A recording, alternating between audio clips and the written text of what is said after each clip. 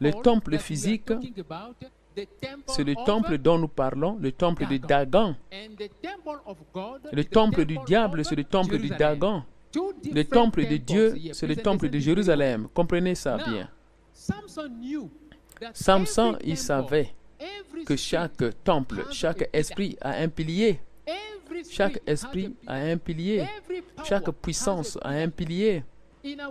Dans notre famille, dans nos familles, ceux qui étaient très puissants dans nos familles avaient des piliers. Les piliers, c'est quelque chose de très nécessaire. Lorsque tu enlèves cette chose, la vie de la personne tombe de toi. Alors ici, dans le temple de Dagon, il y avait deux piliers. Et dans le temple de Jérusalem, il y a aussi deux piliers. On a lu ça dans 1 Roi chapitre 7. 1 Roi chapitre 7, verset 21. J'aime cet enseignement. Dans le temple de Jérusalem, il y avait deux piliers. 1 Roi chapitre 7, verset 21. Je vais bientôt finir mon message. 1 Roi chapitre 7, verset 21. Dans le temple de Jérusalem, il y avait deux piliers. Un pilier est appelé Jakin et l'autre pilier est appelé Boaz.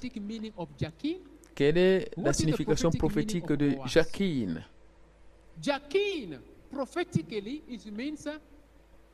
Jakin, prophétiquement, ça veut dire qu'il va établir. Il va établir qui? Jésus-Christ de Nazareth. Jésus-Christ, il va établir ta vie. Jésus-Christ va établir tes projets.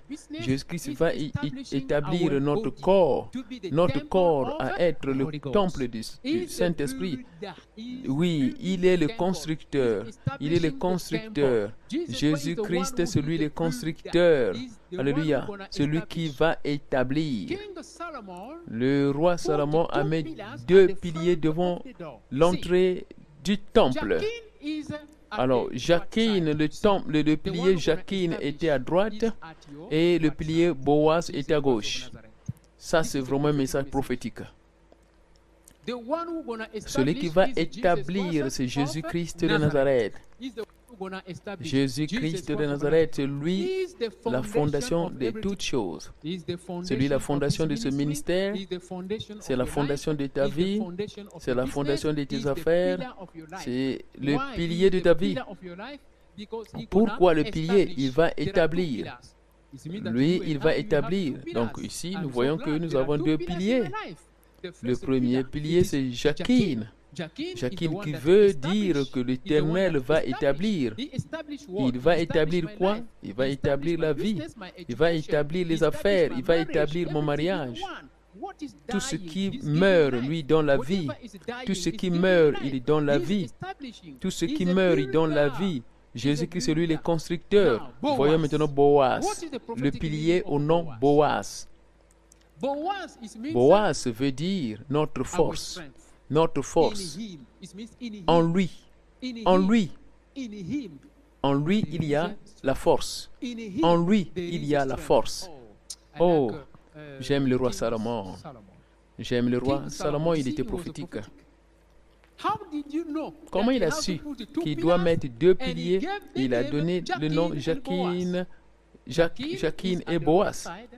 Jakin à droite et Boaz à gauche. Vous voyez que toi et moi nous sommes au centre. Et Dieu, il est là en train de nous protéger. Alléluia.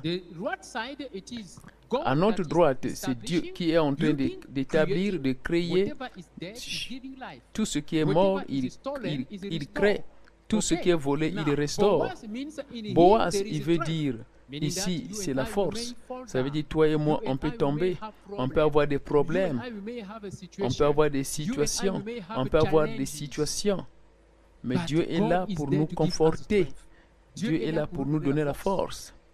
Donc, le Dieu de Boaz nous donne la force.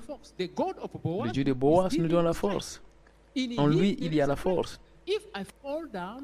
Si je tombe, je sais que le Dieu de Boaz veut dire en lui, il y a la force, il y a l'énergie, il y a le confort. Jacqueline, Boaz.